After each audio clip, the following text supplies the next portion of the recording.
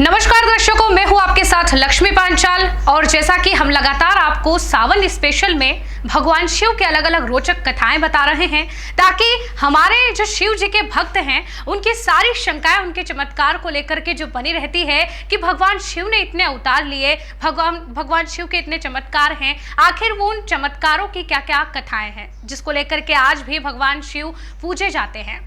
हम जब भगवान शिव को देखते हैं तो हमें उनके चेहरे पर, जैसे कि अन्य सभी देवी देवताओं के नहीं होता, वैसा भगवान शिव के चेहरे पर हमें त्रिनेत्र दिखाई देता है।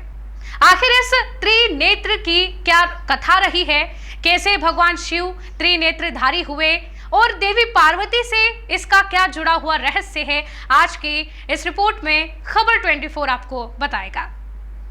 सनातन धर्म में भगवान शंकर की पूजा बहुत शुभ मानी जाती है।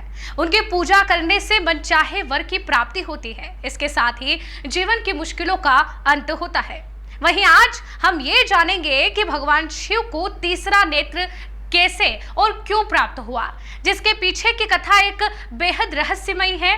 तो चलिए जानते हैं। भगवान शिव की पूजा का हिंदू धर्म में विशेष महत्व माना जाता है। ऐसा कहा जाता है कि भगवान शंकर की पूजा करने से अक्षय फलों की प्राप्ति होती है, इसके साथ ही जीवन में खुशहाली आती है।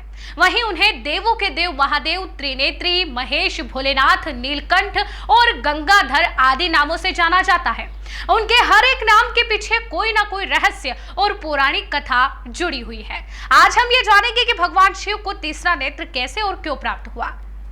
अब शुरुआत करते हैं। जैसे कि एक समय की बात है जब भगवान शिव और माता पार्वती एक साथ बैठकर वार्तालाप कर रहे थे। उस दौरान देवी पार्वती ने मजाक करते हुए शिव जी की आंखों को बंद कर दिया था, जिसका असर पूरे संसार में देखने को मिला। दरअसल आदि शक्ति की इस हंसी ठिठोली के परिणाम स्वरूप पूरे जगत में अंधेरा सा छा गया था। साथ ही सभी जीव जंतु भयभीत हो गए थे और सृष्टि में हाहाकार मच गया था।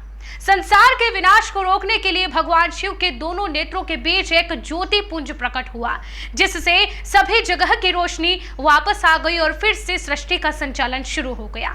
वहीं उनके त्रिनेत्र को लेकर यह भी कहा जाता है कि यह उनके क्रोध में आने पर खुलता है। देवों के देव महादेव की तीसरी आंख को लेकर यह भी कहा जाता है कि यह भूतकाल, वर्तमान और भविष्य काल को दर्शाता है।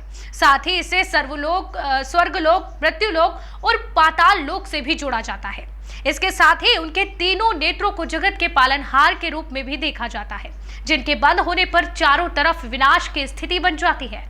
ऐसा कहा जाता है कि जब जब शंकर भगवान अपना तीसरा नेत्र खोलते हैं, तब तब नए युग का सूत्रपात होता है। तो इस प्रकार भगवान शंकर त्रिनेत्रधारी हुए और इस प्रकार देवी पार्वती का इस कथा से रहस्य जुड़ा हुआ है। हमारे आज के सावन स्पेशल रिपोर्ट में फिलहाल के लिए इतना ही।